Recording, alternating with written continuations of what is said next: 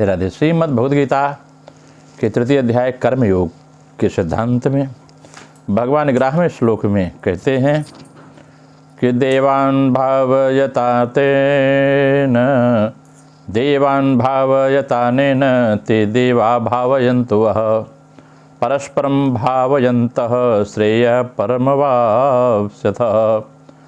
इसका अर्थ यह है कि प्रजापति ब्रह्मा ने शिष्ट जो कहा कि इस अपने कर्तव्य कर्म के द्वारा तुम लोग देवताओं को उन्नत करो। पूजा पाठ जो आप करते हैं, हविष्यान्न जो करते हैं, दान पुण्य करते हैं, उससे देवता पुष्ट होते हैं। जो देवता पुष्ट होते हैं तो मनुष्य के सांसारिक चक्र जो है मजबूती से फल प्राप्त करते हैं और मनुष्य सफलता से जीवन में आगे बढ़ता है।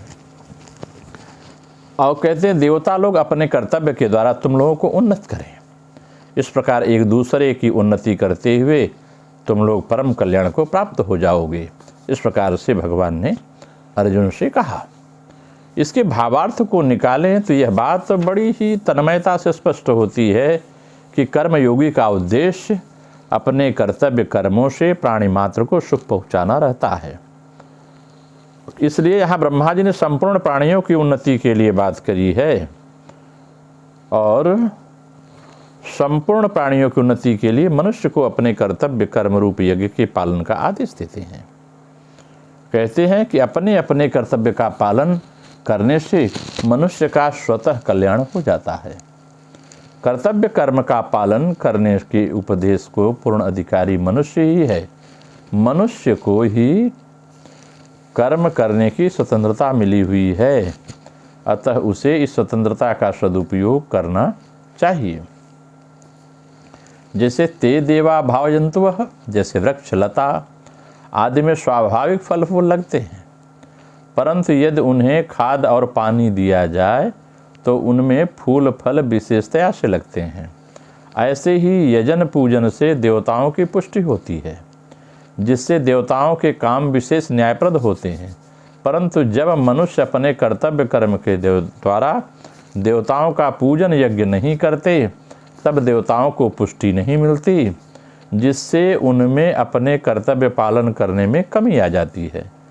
उसके कर्तव्य पालन में कमी आने से ही संसार में विप्लव अर्थात अनावृष्टि, अतिवृष्टि आदि होता है।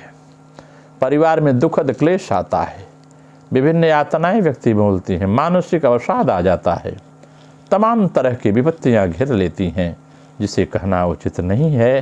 परस्परम भावयन्तः, इन पदों का अर्थ यह नहीं कि समझना चाहिए कि दूसरी हमारी सेवा करें, कोई दूसरा हमारी सेवा करे तो हम उसकी सेवा करें ना। उत्तर में यह समझना चाहिए कि दूसरी हमारी सेवा करें या न करें, हमें तो अपने कर्तव्य द्वारा उनकी सेवा करनी ही है। दूसरा क्या करता है क्या नहीं करता, हमें सुख देता है या दुख देता है, इस बात से हमारा कोई मतलब नहीं रखना चाहिए, क्योंकि दूसरों के कर्तव्य को देखने वाला अपने कर्तव्य से च्युत हो जाता है, हट जाता है, परिणाम स्वरूप उसका पतन हो जाता है। दूसरों के कर्तव्य का पालन करवाना अपने अधिकार की बात भी नहीं है। हमें सबका हित करने के लिए केवल अपने कर्तव्य का पालन करना है और उसके द्वारा सबको सुख पहुंचाना है।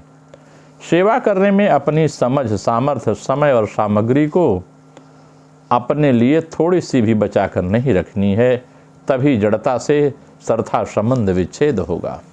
हमारे जितने भी सांसारिक संबंधी माता पिता, स्त्री, पुत्र, भाई, भौजाई आदि हैं, उन सब को हमें अपनी सेवा करनी है। अपना सुख लेने के लिए वे संबंधी नहीं हैं। हमारा जिनसे जैसा संबंध है उसी के अनुसार उनकी सेवा करना, मर्यादा के अनुसार उन्हें सुख पहुंचाना हमारा कर्तव्य है। उनमें कोई आशा रखना और उन पर अपना अधिकार मानना बहुत बड़ी भूल है। किसी पर आशा नहीं करनी चाहिए, अपना अधिकार नहीं जमाना चाहिए। हम उसके ऋणी हैं और ऋण उतारने के लिए उनके यहाँ हमारा जन्म हुआ है। अतः निस्वार्थ भाव से उन संबंधियों की, पुत्र, पत्नी, पति इत्यादि की सेवा करके हम अपना ऋण चुकाएं। यह हमारा सर्वप्रथम आवश्यक कर्तव्य है।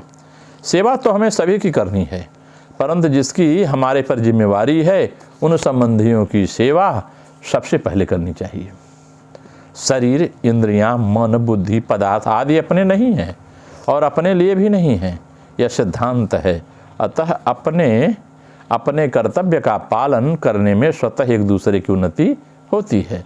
जैसे खाते हैं, भोजन प्रसाद लेते हैं, लेकिन सारे अंग पुष्ट होते हैं, उसी प्रकार हम ये सेवा भाव रखते हैं तो सारा ब्रह्मांड पुष्ट होता है। अब मनुष्य कर्म योनि है। 84 लाख योनियाँ देवता, नारकी, जीव सभी भोग योनियाँ हैं। सकाम भाव वाले मनुष्य भोगों को भोगने के लिए ही स्वर्ग में जाते हैं। अतः देवता लोग निष्काम भाव न रखकर अपनी जिम्मेवारी का पालन करते हैं, ड्यूटी बजाते हैं। इसलिए यहाँ कल्याण की बात मनुष्यों के लिए ही समझनी चाहिए। मुक्ति स्वाभाविक है और बंधन भी अस्वाभाविक है। मनुष्य योनि अपना कल्याण करने के लिए ही है। इसलिए जो मनुष्य अपने कर्तव्य का पालन करता है उसका कल्याण स्वाभाविक हो जाता है। कल्याण के लिए नया काम करने की जरूरत नहीं है, बल्कि जो काम करते हो उसी को स्वार्थ, अभिमान और फलेच्छा का त्याग करके दूसरों के हित के लिए करें तो कल्याण हो जाएगा। निष्काम भाव के बिना भी केवल अपने कर्तव्य का पालन करने से स्वर्ग आदि पुण्य लोकों की प्राप्ति हो जाती है। जिस स्वर्ग की प्राप्ति बड़े बड़े यज्ञ करने से होती है, उसी की प्राप्ति क्षत्रिय केवल अपना कर्तव्य कर्म युद्ध करके प्राप्त कर सकता है। यानी युद्ध माने सेवा भाव, न्याय के लिए लड़ाई लड़ना, न्याय का पालन करना। संपूर्ण सृष्टि की रचना भी इस ढंग से हुई है। यह बात बहुत विचारणीय है, बड़े गंभीरता पूर्वक समझिएगा। इसे तर्क वितर्क को महत्व आप देंगे तो यह समझ में नहीं आएगा। संपूर्ण सृष्टि की रचना ही इस ढंग से हुई है कि अपने लिए कुछ वस्तु और क्रिया नहीं है, सब दूसरों के लिए है। इदम ब्रह्मणे न मम, हवन में कहा जाता है। जैसे पतिव्रता स्त्री पति के लिए ही होती है, अपने लिए नहीं होती। स्त्री के अंग पुरुष को सुख देते हैं, स्त्री को सुख नहीं देते। पुरुष के अंग स्त्री को सुख देते हैं, पुरुष को नहीं देते। माँ का दूध बच्चों के लिए होता है, अपने लिए नहीं। बच्चे की चेष्टाएं माँ को सुख देती हैं, लेकिन बच्चे को सुख नहीं देती। माता पिता संतान के लिए होते हैं और संतान माता पिता के लिए होती है। श्रोता वक्ता के लिए होता है और वक्ता श्रोता के लिए होता है। तात्पर्य यह है कि खुद सुख न ले बल्कि दूसरे को सुख दे। सृष्टि की रचना भोग के लिए नहीं बल्कि उद्धार के लिए हुई है। देवता भी स्वार्थ का त्याग करके दूसरों का हित कर सकते हैं। इसलिए देवताओं में भी नारद जैसे ऋषि हुए। यद्यपि भगवान की ओर से किसी को मना नहीं है, फिर भी कल्याण का मुख्य एवं स्वतः अधिकारी मनुष्य ही है। एक शंका होती है, आपको हो सकती है इस विषय में, कि हम तो दूसरे का भला करें पर हमारा भला न करके जो सामने वाला बुरा करे तो कैसा होगा। इसका समाधान यह है कि हम दूसरों का भला करेंगे तो दूसरा हमारा बुरा कर सकेगा ही नहीं। उसमें हमारा बुरा करने की सामर्थ्य रहेगी ही नहीं। अगर वह बुरा रहेगा तो भी पीछे पछताएगा, रोएगा। अगर वह हमारा बुरा करेगा तो हमारा भला करने वाले, हमारे साथ सहानुभूति रखने वाले कई लोग पैदा हो जाएंगे और समाज में आपका साथ देंगे, आपके साथ साथ चलेंगे। वह बुरा करने वाला व्यक्ति पछताता रह जाएगा।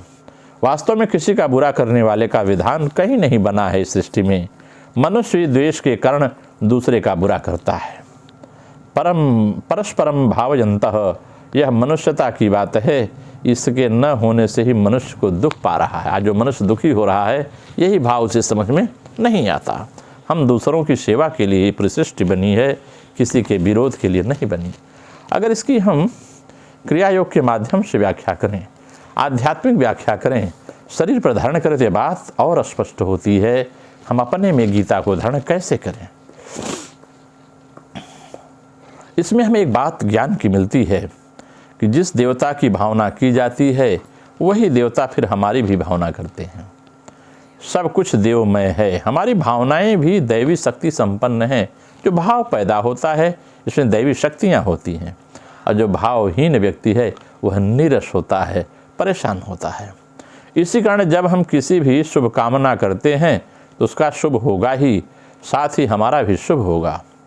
क्योंकि शुभकामनामयी दैवी शक्ति को मैंने चिंतन द्वारा प्रबुद्ध किया है, वह भी शुभ भावापन्न रूप में मेरी शुभकामना करेगी। इससे मेरी चिंतन शक्ति पवित्र और शुभ शक्ति संपन्न होगी। इसके विपरीत भावना करने से वैसा ही अशुभ फल प्राप्त होगा। किसी भी अशुभ कामना, किसी की भी अगर अशुभ कामना हम करेंगे तो हमारा भी उसके साथ ही अशुभ होगा। हमारे भीतर अशुभ कारणी शक्ति बलवती होकर हमारा अमंगल करेगी। इसी कारण किसी की अशुभ कामना नहीं करनी चाहिए, किसी के प्रति राग द्वेष नहीं करना चाहिए। दूसरों की क्षति हो या न हो, अपनी क्षति अवश्य होती है। देवताओं के उद्देश्य से किए जाने वाले कर्म ही यज्ञ हैं। इसी कारण भगवान में चित्त को अर्पित कर सारे कर्म करने पड़ते हैं। सारे यज्ञों में जप यज्ञ ही श्रेष्ठ है और सारे जप यज्ञों में अजपा यज्ञ श्रेष्ठतम है। यह अजपा ही हमारी आयु है जो श्वास प्रश्वास से चलती है। इसी पर गुरुमंत्र को साधन करना पड़ता है। चक्रों पर ध्यान करते हुए गुरुमंत्र का साधन करना पड़ता है। यही अजपा ही हमारी आयु है। श्रुति कहती है हविवै आयु, हमारा हवि ही आयु है। हम में से सबको कर्म अनुसार निर्दिष्ट अजपा संख्या आयु मिली है। इस अजपा के द्वारा होम क्रिया करनी चाहिए। ब्रह्म ही अग्नि कूटस्थ या परम शिव है। ब्रह्म में शब्द को नाद के साथ जोड़ना, इस कूटस्थ को लक्ष्य करके उसमें प्राण को होम करना होगा। प्राण को होम करते करते प्राण स्थिर हो जाएगा। बार बार प्राणायाम की क्रिया वायु के साथ चक्रों में ध्यान करके जब हम करते हैं, भूमध्य में सहस्त्रार में स्थित होते हैं चक्रों के साथ, तो यह जो हमारे साथ होगा इससे प्राण स्थिर हो जाता है। और स्थिर प्राण ही परम व्योम या निरंजन है। इसे निरंजन ब्रह्म कहते हैं। तब प्राण शक्ति ब्रह्मानंद में स्थिति प्राप्त करके विदेह मुक्ति प्रदान करेगी। इस क्रिया में सारी दैवी शक्तियों को भी पुष्टि प्राप्त होती है। हमारी देहस्थ इंद्रियां ही देवता हैं। इस क्रिया के साधन के द्वारा सारी इंद्रियां और उसके भीतर की सूक्ष्म शक्तियां जागृत होकर साधक को वरदान या अभिष्ट फल प्रदान करती हैं। जो इच्छा करी हो मन माही, प्रभु प्रसाद ते दुर्लभ नाही। सब कुछ संसार की वृत्तियां भी आपके आसपास घूमा करेंगी। मूलाधार शक्ति के चैतन्य होने पर क्षिति तत्व पर विजय प्राप्त होगी और सर्व सिद्धि दाता गणेश सब प्रकार से अभिष्टि सिद्ध करके साधक को कृतार्थ करते हैं। यह है मूलाधार पर ध्यान करके अजपा जप करने की विधि।